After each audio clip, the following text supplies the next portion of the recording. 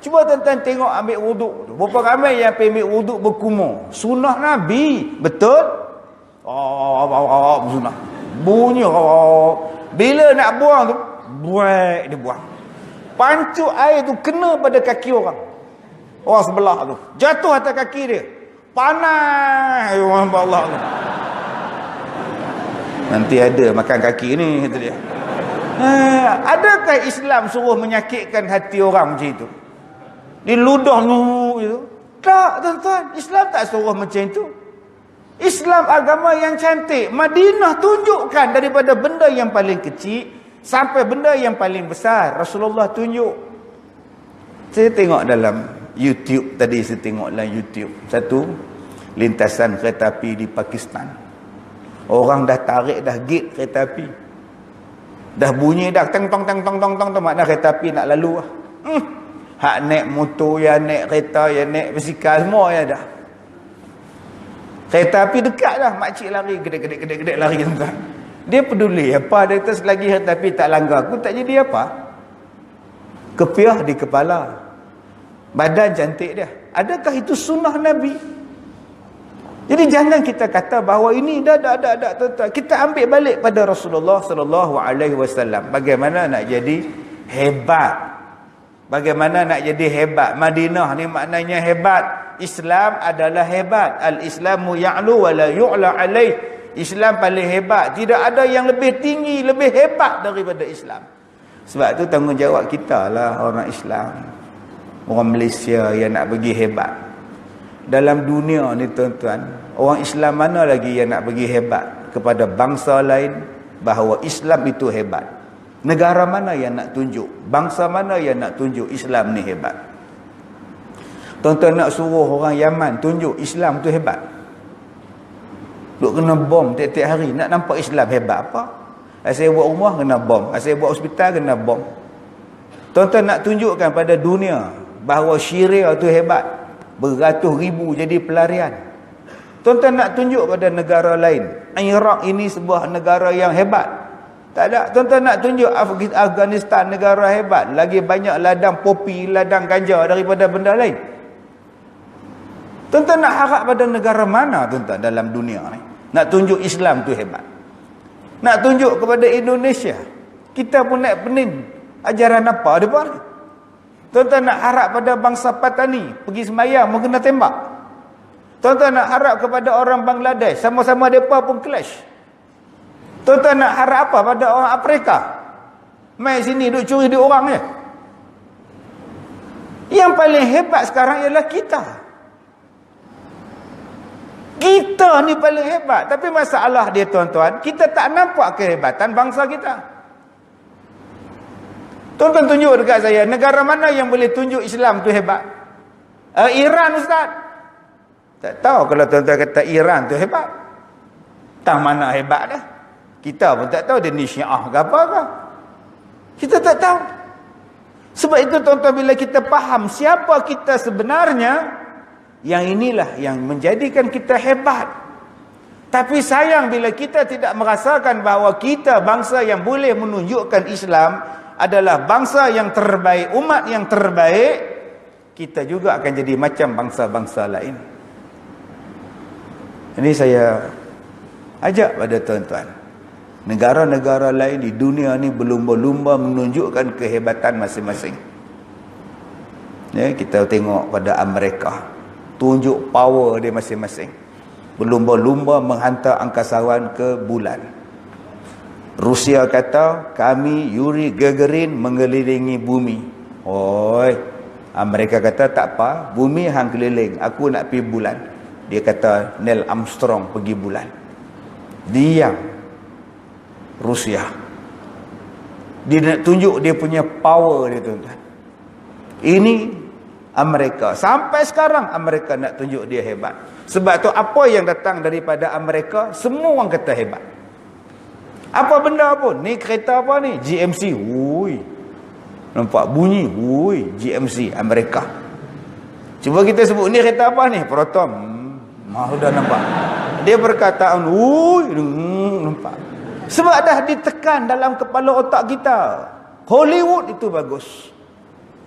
Sebut saja Justin Bieber ke bagus. Sebut saja Brad Pitt je bagus. Angelina Jolie bagus. Apa saja yang datang daripada Amerika bagus. Kamu mengaji di mana? Amerika. Ui, nampak. Sebab memang dah ditrain dalam kepala otak kita, Amerika bagus. Dipasak dalam bumi kita ni. Sebab tu bila orang Amerika ke orang putih datang negara kita, sir. Yes sir. Ayo sir. Panggil sir lagi tuan. Padahal dia di Amerika dah jenam pun tak lulus. Periksa peringkat UPSR tempat dia pun tak lulus. Tapi sebab dia Mak Saleh, kita punya hormat sayang pada dia. Tuan-tuan, masing-masing nak tunjuk hebat. Dan tunjuk hebat tu pula melalui budaya masing-masing. Jepun, budaya dia. Lepas dia kena bom 45, lepas dia kena bom Hiroshima, Nagasaki, dia diam. Rupanya diam dia bukan diam kosong, diam bersih. Dia bangkit macam mana matahari bangkit. Dia tak perlu lagi serang Korea, dia tak perlu lagi serang tanah Melayu, dia tak perlu lagi serang Asia untuk Asia, dia tak perlu serang lagi dah. Buang masa ya. Dia tak boleh buat kamikaze lagi dah. Biarlah kamikaze ni kumpulan rock di Malaysia ya buat. Kumpulan kamikaze. Orang Jepun tak buat ada kamikaze, dia bangunkan dia. Negeri dia. Apa asas pembangun dia tuan-tuan? Bangsa dia. Bangsa dia, tulisan dia, cara hidup dia. Dia hebatkan rajanya, kasih sayang sama-sama bangsanya. Jadi kuat. Hang pergilah ke mana pun, aku guna tulisan Jepun aku. Identiti dia. Tuan-tuan beli saja peti air ke apa ke, tulisan Jepun mesti ada. Tuan-tuan beli kereta pun tulisan Jepun mesti ada. Faham tak faham, hang menyapat saya. Janji aku ada tulisan. Sampailah dia buat filem Godzilla 1962. Bayangkan tuan-tuan, Jepun buat filem tentang Godzilla tahun 1962, 58. Dah buat dah cerita Godzilla ni tahun 58 dah buat. 58 tuan-tuan, di Malaysia, di Singapura, orang masih lagi berlakon hitam putih. Filem hitam putih. Pok bujang lapuk tahun 58. Orang Jepun buat filem Godzilla. Ultraman dia buat filem tahun 64. Ultraman. Kita ni buat filem Sang Kancil dengan Buaya tahun 82. Bayangkan, tuan-tuan pun tak beranak lagi tahun 82. Ketinggalan beberapa puluh tahun. Jaga-jaga monyet nak lintas sungai tu. Itu kata-kata yang paling diingati. Tuan-tuan, apa masalah Jepun? Masalah dia ialah mata dia kecil. Tetapi adakah mata dia kecil menghalang dia maju? Tak. Tuan-tuan tengok mana-mana cerita Jepun kartun, semua cerita Jepun mata dia besar. Dia tak nampakkan masalah pada dia. Tuan-tuan tengoklah Nobita ke, tuan-tuan tengoklah Shintaro ke, Ultraman Taro ke, semua mata besar. Mana ada Ultraman mata kecil, Doraemon mata kecil, Nobita mata kecil? Tak. Semua mata anak patung dia, semua mata besar. Dia keluar daripada masalah dia tuan-tuan. Sebab tu tengok hebat. Dia buat kereta Toyota tahun 71. Nama dia KE10. Amerika buat kereta Ford. Amerika, Jerman, semua buat kereta. Jepun buat kereta. Dia main kereta Toyota. Tahun 71, 73. Kita panggil Toyota KE10. Lepas tu naik KE20. Lepas tu naik KE30. Lah KE tak ada. Sekarang cuba tengok Lexus. Sekarang cuba tengok Camry. Cuba tuan-tuan tengok Toyota nombor 1 dalam dunia. Maka dia tidak perlu menghantar tentera ke setiap negara-negara. Dia tidak perlu berperang untuk menguasai negara Asia.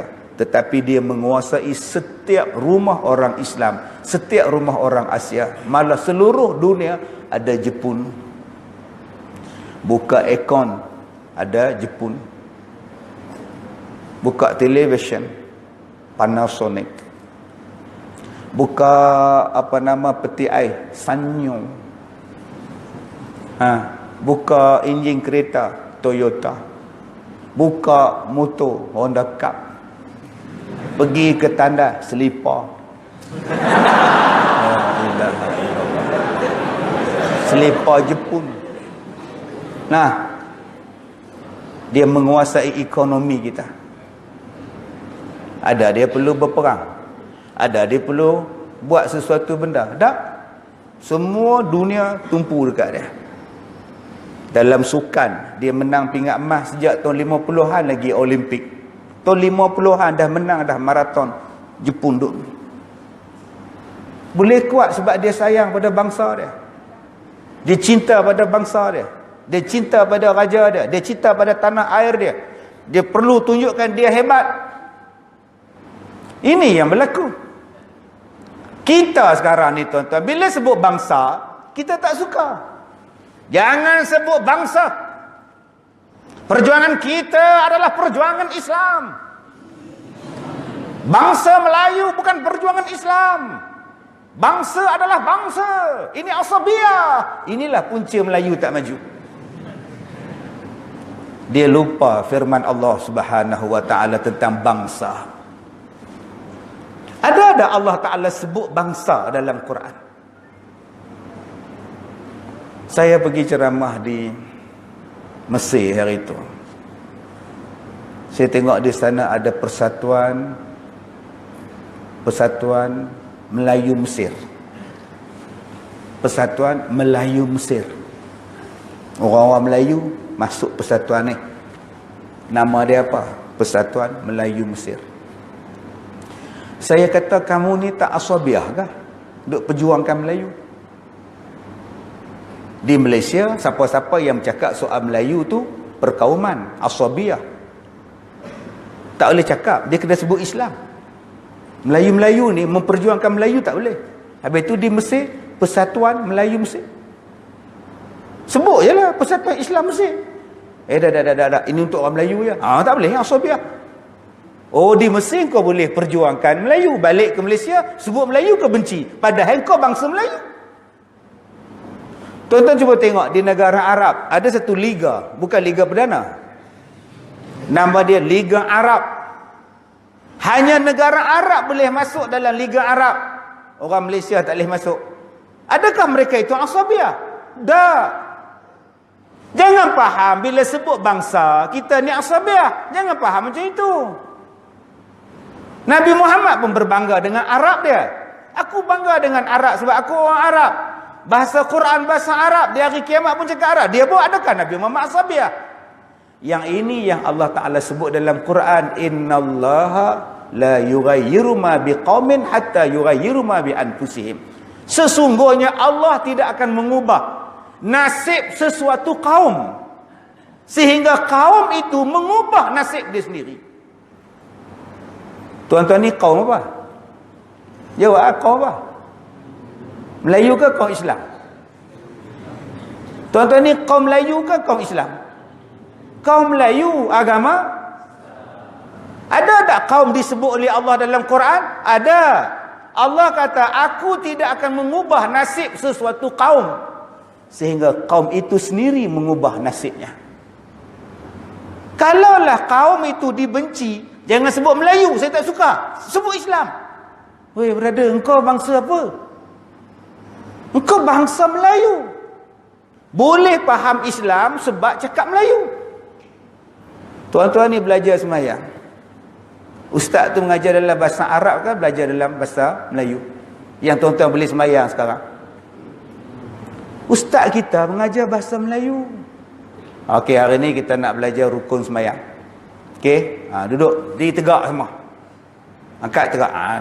Ustaz mengajar kita di sekolah dah. Mula-mula sekali angkat takbir. Jari ni, ibu jari ni setentang dengan telinga. Kalaulah dia cakap Arab, agak-agak tuan-tuan faham tak? Okey, tahan. Qum ya. Awal takbiratul ihram. Apa benda hang cakap? Tak faham itu. Yang pergi kursus haji itu pun cakap Arab. Kan cakap Melayu. Cakap Melayu. Kita hari ni belajar tajwid pun cakap Arab Melayu. Baik, hari ni kita nak belajar ma'arid li sukun. Baik, ma'arid li sukun ialah pun cakap Melayu. Kita faham Islam hari ni pun bangsa dengan bahasa Melayu. Habis tu kenapa benci dengan bahasa Melayu? Sedangkan orang Melayu ini di Malaysia adalah beragama Islam. Maknanya secara tak langsung bila kita bercakap soal Melayu, secara automatik juga kita bercakap soal Islam. Sebab di Malaysia wajib orang Melayu beragama Islam. Tak boleh tukar agama. Di sini yang saya minta pada tuan-tuan. Balik kita tengok negara Jepun. Akhirnya dia jadi maju. Semua orang nak pergi Jepun. Semua orang nak tengok Jepun. Kita baru nak buat kereta api laju. Itu pun ETS Ipoh Kuala Lumpur pun rasa laju dah. Baru 110 km. Laju kata dia. Belum dia naik yang Jepun lagi tuan-tuan. Yang Jepun punya laju tu 400, 390, 410 km tu sama laju dengan Firefly tu. Firefly yang terbang tu, Firefly lah, Malindo Air Firefly tuan-tuan, 400 lebih tu kilometer sejam tu. Saya pula duduk sebelah kipas. Bergegar tuan-tuan. Bayangkan kereta api di bawah sama dengan kereta terbang di atas. Teknologi mereka sudah berapa puluh tahun. Mereka menguasai dunia dengan ekonomi, dengan teknologi. Akhirnya mereka jadi negara madan. Jadi tuan-tuan, kalau kita nak menguasai dunia, salah satu caranya ialah dengan teknologi. Dengan negara maju. Baik, macam mana mereka boleh maju, Ustaz? Mereka maju sebab mereka tak ada gaduh-gaduh. Mana ada gaduh-gaduh? Tuan-tuan pernah dengar orang Jepun baling kerusi? Pernah dengar? Sama-sama mereka baling kerusi? Tak pernah. Mereka tak bergaduh tentang politik. Mereka hidup elok, buat kerja, siang malam kerja. Orang Melayu pula, disebabkan terlalu tak ada kerja dia bergaduh. Pi surau bergaduh, pi masjid bergaduh, duk pejabat bergaduh. Semua bergaduh. Bergaduh pasal apa pula? Macam-macam. Dua sebab kenapa kita bergaduh. Yang Nabi tak ada. Dulu gaduh-gaduh ni tak ada. Satu, kita bergaduh masalah khilaf. Orang Melayu ni dia suka bergaduh masalah khilaf. Okey, datang satu orang. Ni tuan-tuan lepas semayang ni apa hal zikir-zikir ni Ustaz? Apa pasal berzikir-berzikir ni? Tak payah zikir. Habis-habis semayang bangunlah. Apa berzikir pasal? Bida'ah tau. Nabi tak buat. Oh, sudah. Tu imam pun lepas-lepas Assalamualaikum warahmatullahi. Assalamualaikum warahmatullahi. Tu imam bangun, semua bangun. Satu orang kampung duduk menung. Tak ada doa ke? Bida'ah kata dia. Pasal itu gaduh. Benda sikit. Ada pula ustaz melarang baca Fatihah lepas sembahyang. Assalamualaikum warahmatullahi. Assalamualaikum warahmatullahi. Astagfirullah. Al-Fatihah. Auzubillahi minasyaitanirrajim. Bismillah. Datang ustaz, siapa suruh engkau baca Fatihah? Kenapa ada pengkhususan baca Fatihah? Engkau tak boleh baca surah lain? Nabi Muhammad tak pernah baca tau lepas sembahyang Fatihah. Kenapa mesti baca Fatihah? Yalah, sebab Al-Fatihah paling senang. Semua orang hafal surah Al-Fatihah. Apa salahnya? Tak boleh. Tak ada pengkhususan dalam Islam. Tak apa. Besok lepas sembahyang Maghrib, Al-Baqarah. Agak-agak bila nak habis Baqarah? Cuba beritahu saya. Tahun depan pun tak habis tau. Bukannya hafal semua. Benda sikit. Itu orang Melayu nak bergaduh masalah khilafiyah. Dia target siapa? Dia target kamu ni, anak-anak muda ni. Sepatutnya anak-anak muda macam kamu ni berfikir macam mana nak majukan bangsa aku, negara aku. Tapi anak-anak muda dan tentang tuan-tuan ini diheret untuk bergaduh tentang khilafiyah. Tarawih 8 ke 20. Talqin ke tak mau talqin. Selawat ke tak mau selawat. Ni yang jadi masalah. Akhirnya tuan-tuan bercakap soal kecil dan tuan-tuan tinggalkan soal yang besar. Benda khilafiah sampai kiamat tak selesai. Apa tu imam buat lepas sembahyang? Dia baca Al-Fatihah. Al-Fatihah tu ayat Quran tak? Ayat Quran. Bacalah. Selagi mana kau baca ayat Quran, silakan. Selagi mana tidak ada hadis yang melarang baca Al-Fatihah selepas sembahyang, kau bacalah. Bukannya susah. Nak baca-baca, tak baca sudah. Tetapi kita dipolemikkan tak habis-habis. Kunut ke tak kunut? Daripada rambut hitam sampai beruban. Kunut tak kunut? Kunut tak kunut? Saya nak kata bodoh, tuan-tuan marah. Banyak lagi tuan-tuan. Ni kunut tak kunut? Terus dia buat keluar handphone. Tengok ni. Nampak? Ni, nampak? Hukum baca kunut. Kawan ni pun buat keluar. Ni, nampak? Nampak? Hukum baca kunut. Seorang buat keluar handphone ni, seorang buat keluar handphone ni. Lebih baik kamu menjadi pengeluar handphone. Lagi bagus. Kamu membincangkan kunut sampai kiamat tak habis. Tapi kalau kamu membicarakan handphone, di Malaysia saja tuan-tuan ada 18 juta pengguna telefon pintar. Baik kamu cari bisnes daripada handphone. Cari bisnes daripada online. Manusia yang paling kaya, anak muda yang paling kaya ialah anak muda yang mencipta Facebook.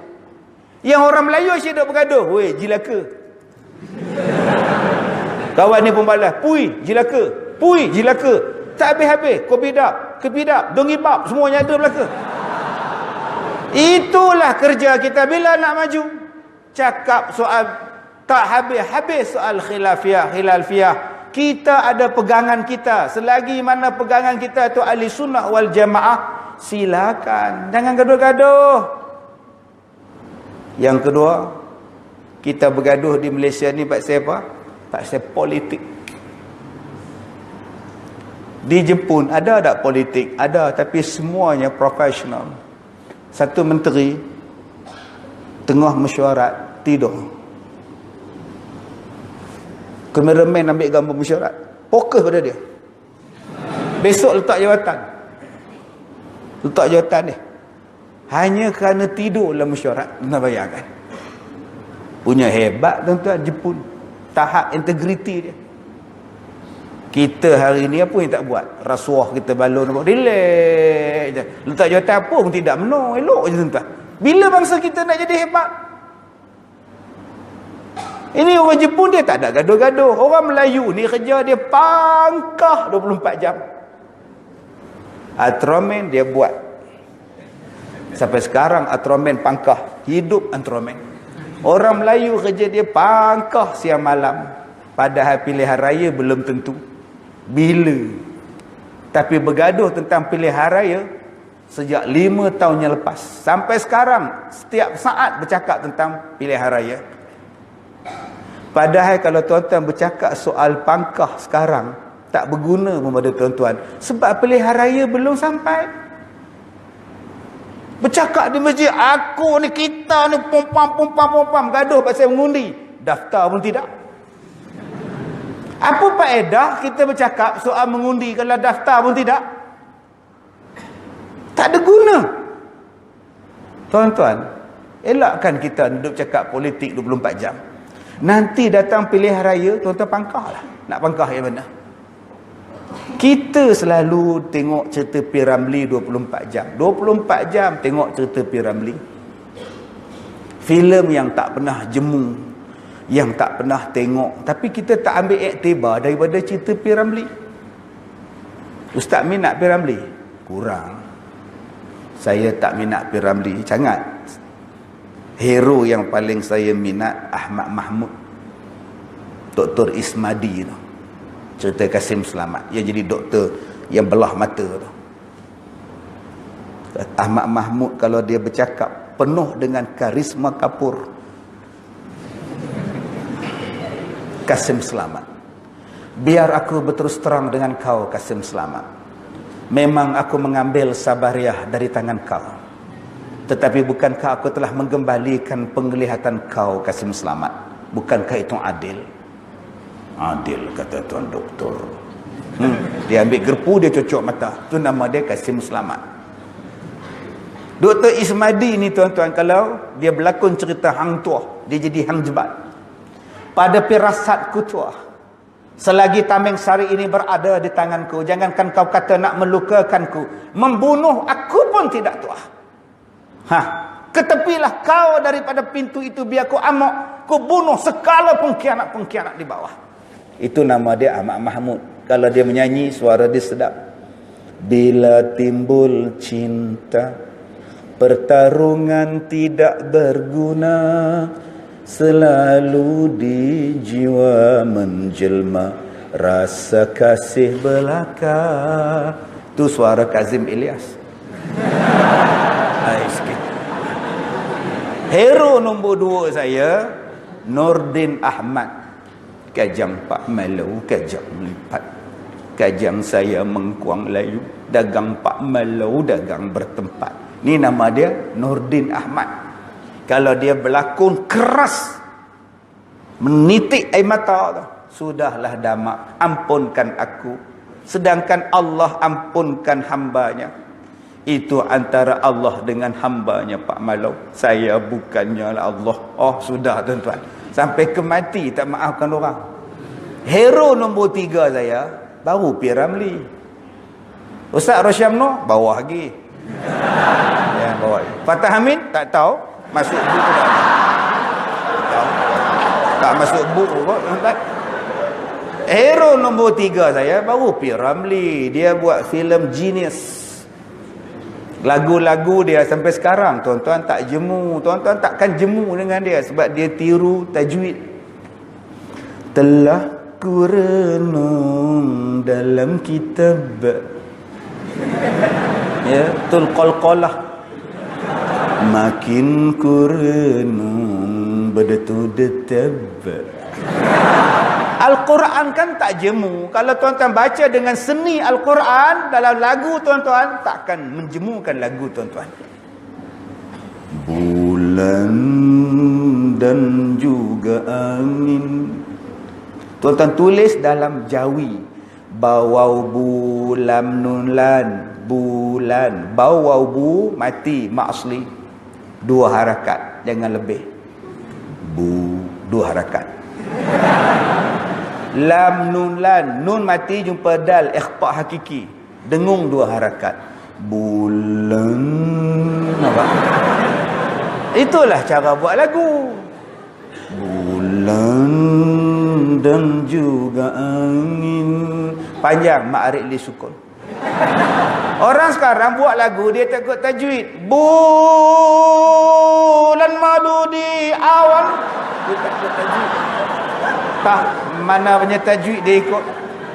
Sebab tu lagu dia top tapi sekejap. Hang pi mana, pi mana, pi mana, tak tahu. Lah tak tahu pi mana. Pi mana lagu tu, senyap sunyi dah lah ni.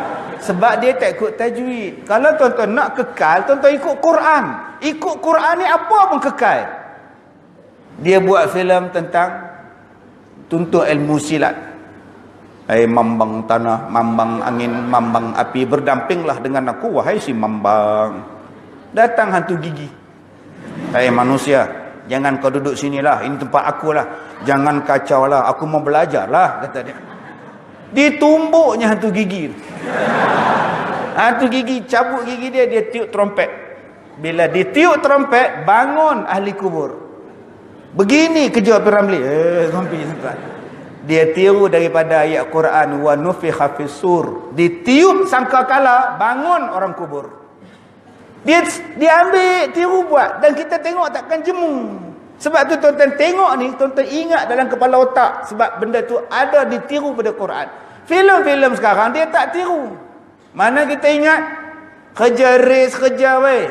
Sengat. Mana kita ingat? Mana tuan-tuan ingat ni cerita apa ni? Sengat. Apa sengat-sengat apa? Kita pun tak tahu tu sengat-sengat.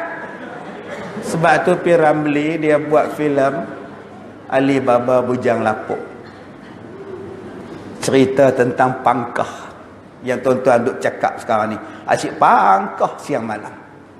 Dia kata dekat Ibrahim Pendek, "Sayang, kau pergi ke kota Baghdad, kau cari rumah Kasim Baba, kau pangkah itu rumah. Ini malam kita rompak rumah Kasim Baba." Ai cip. Kasim Baba punya rumah di pangkah. Malam ni kena rompak. Datang Sarimah, dia padam itu pangkah. Dia pergi pangkah dekat toilet. Penyamun datang 40 orang. Dia kata dekat Pir Ramli, "Cip, ini rumah Kasim Baba, Cip. Kita rompak rumah dia." "Kasih pecah lah. Apa tunggu lagi?" Tandas tu. 40 orang pergi pecahkan tandas. Najisnya semua terkena pada badan. Pir Ramli nak bagi tahu, berhati-hatilah memangkah. Silap pangkah dapat tai. Dia yang mana faham, tak faham sudah. Ni kena berfikir. Tuan-tuan, Jepun mana ada bergaduh. Akhirnya Jepun kuasa ekonomi sampai sekarang. Sama-sama mereka tak gaduh. Mana pernah kita dengar tunjuk perasaan, tunjuk berguling-guling. Tak ada. Tuan-tuan turun ke China. Last China bergaduh 1989. Sama-sama rakyat mereka. Last di Medan Tiananmen. Tuan-tuan yang mana pernah pergi Tiananmen, tuan-tuan tengok. Saya bila duduk di Medan Tiananmen tu, saya tengok di sini tempat bergaduh besar-besaran di China. Tiba-tiba saya tengok askar mereka berkawat. Kaki mereka berkawat tinggi pada dada. Tu dia hop. Ya, ini kalau aku kompon sikit jantung ni. Tuan-tuan berkawat pak. Kaki tinggi-tinggi tuan-tuan kawatnya. Jenis negara jenis tu. Itu negara yang bergaduh 1988-89, bergaduh sama-sama rakyat negara China. Kemudian stop. Tidak ada lagi pergaduhan rakyat sama-sama rakyat China. Sampai sekarang. Apa China buat sekarang? Kuasa dunia.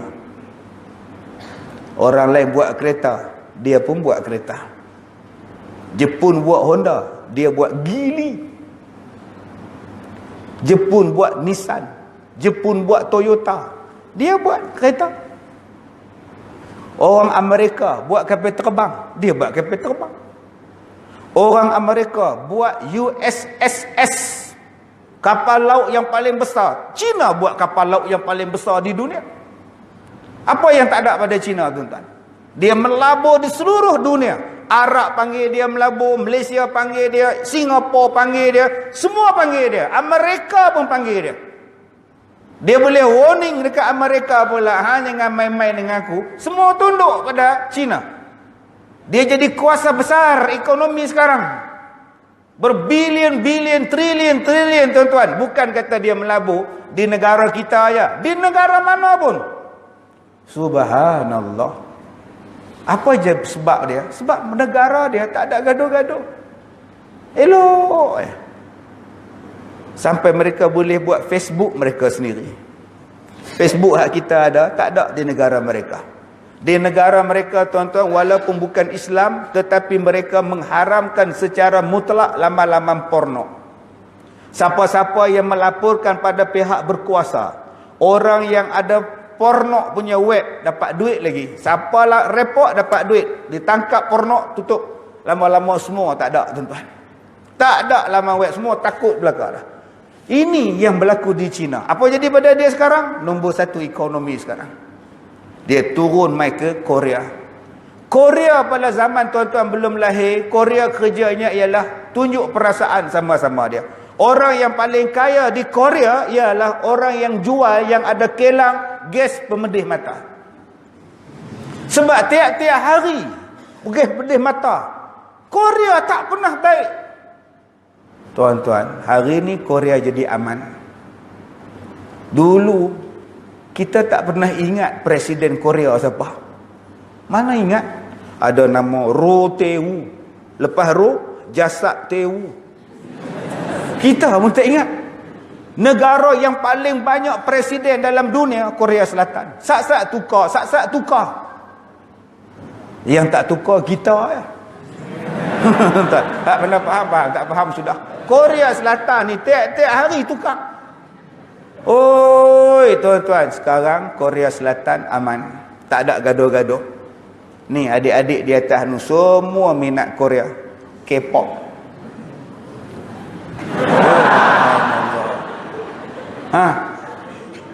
Tuan-tuan ada Samsung. Mereka orang paling kaya di Asia, Samsung, Korea. Kita cuma ada Samsung. Apa ni yang bangga dengan Samsung? Sengat. Apa nak buat? Sengat. Apa ada? Tak mati-mati ke sengat orang pun. Korea dia buat kereta Hyundai. Kalau Jepun boleh buat Toyota, tak apa, aku buat Hyundai. Tuan-tuan bayangkan Hyundai hari ni kuasa duduk di Amerika.